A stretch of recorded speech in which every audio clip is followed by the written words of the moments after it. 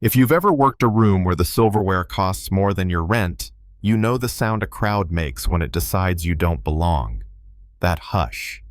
Then the whispers. That was the night at the Wren Gold Coast, Chicago, when a gray-haired gentleman started gasping at table 5, and the maitre d' told me, "Jordan, stay out of this." I was balancing a tray of crystal flutes, eyes on the floor like I'd trained myself to do when I saw the man's hands. Not flailing, speaking. Panic chest pressure, jacket pocket. He was signing through fear. "Sir," I said softly, setting the tray down. "It's okay. Where's your medicine?" His relief hit me like a spotlight. Inside pocket. I slipped the nitro under his tongue, kept his shoulders steady. Signed slow and clear. "Breathe with me. In. Out. Good." The room went dead quiet, and the maitre d', Clive Marlowe, slick hair, perfect smile, leaned in and hissed, "You're a waiter, not a hero." Across from the man sat his daughter, Elena Whitmore, the Whitmore in Whitmore Capital. The kind of name people put in bold, staring at me like she'd never seen a person like me have a skill she didn't. Her father squeezed my wrist, signed "thank you," then something else, something that felt like finally someone who hears me. Elena blinked fast, swallowed all that pride I could practically hear clanking. You understand my dad?" I nodded. "My little sister was born deaf," I told her. "We learned together." She looked at her father, then back at me like the floor had shifted and her shoes were wrong for the terrain. The show should have ended there. Man's safe room calmed waiter fades back into the wallpaper, but Clive cornered me by the service station. "Know your place," he whispered, breath sweet with $50 mints. "You created a scene." I bit my tongue. I'd been biting it for 2 years. 2 years since Halcyon Dynamics dangled a bonus for synergy, and I told them their synergy looked a lot like money laundering and mass layoffs. 2 years since I handed over proof to the feds and watched a story get rewritten with me as the villain kickbacks. I never took leaks. I never made a career blacklisted so fast my bank app looked like a bad joke. You learn after that to lower your gaze. You learn to be furniture.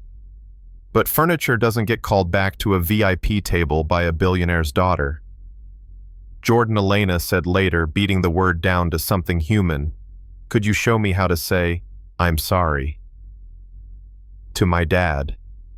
The room, I swear, leaned in.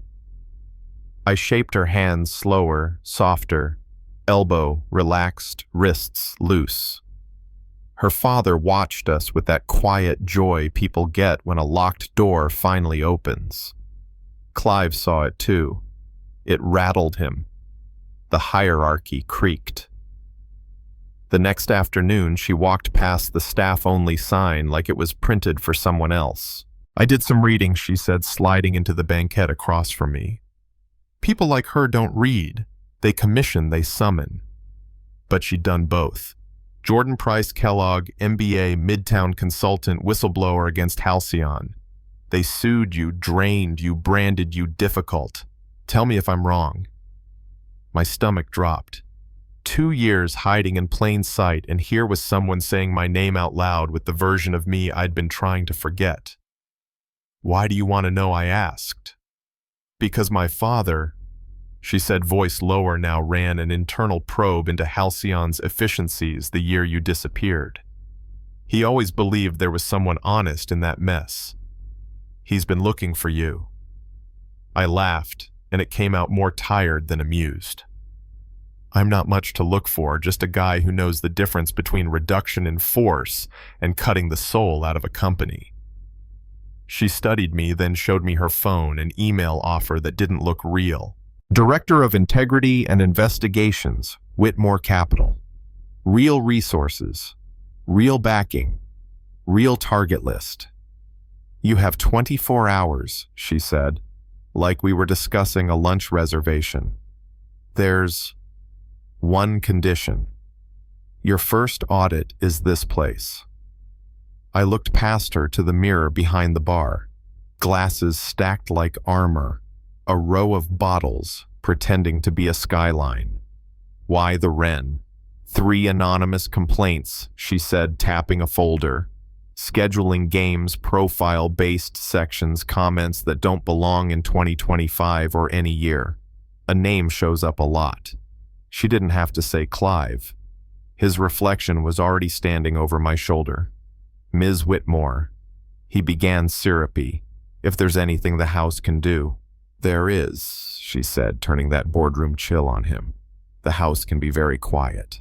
You ever felt the moment a tide turns in a room? Staff peeking from behind linen carts, cooks pausing at the pass, the bartender polishing glass that was already clean.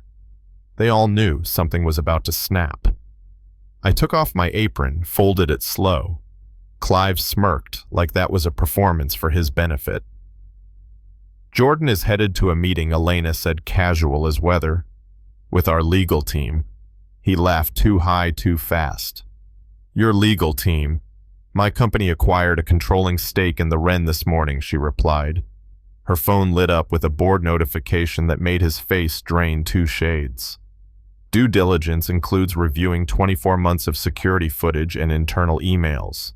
Would you like to deny this memo with your signature recommending we keep certain looks away from VIP tables? I didn't know where to look at the printout with his name on it at Trent. From service, cracking a nervous knuckle at Rosa, who'd left me notes of encouragement on shift schedules when she thought I didn't know it was her. Clive reached for the paper, missed, reached again. Context, he stammered. Those numbers are misunderstood. Or understood perfectly, I said, and something in my voice surprised even me. I'd forgotten what I sounded like when I wasn't asking permission. Look at the math, who gets the back wall, who gets the bankers, who ends up with 20% less before they even open their mouth. He tried to pivot into charm the way men like him always do when the ground turns to mud. Jordan, you're upset.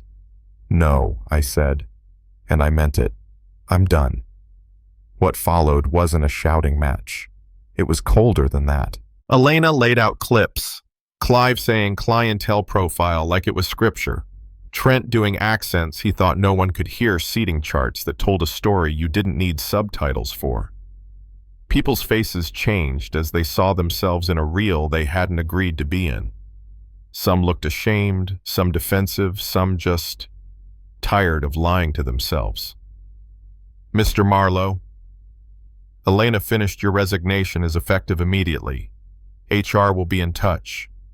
He opened his mouth to argue and found there was nowhere for the words to go.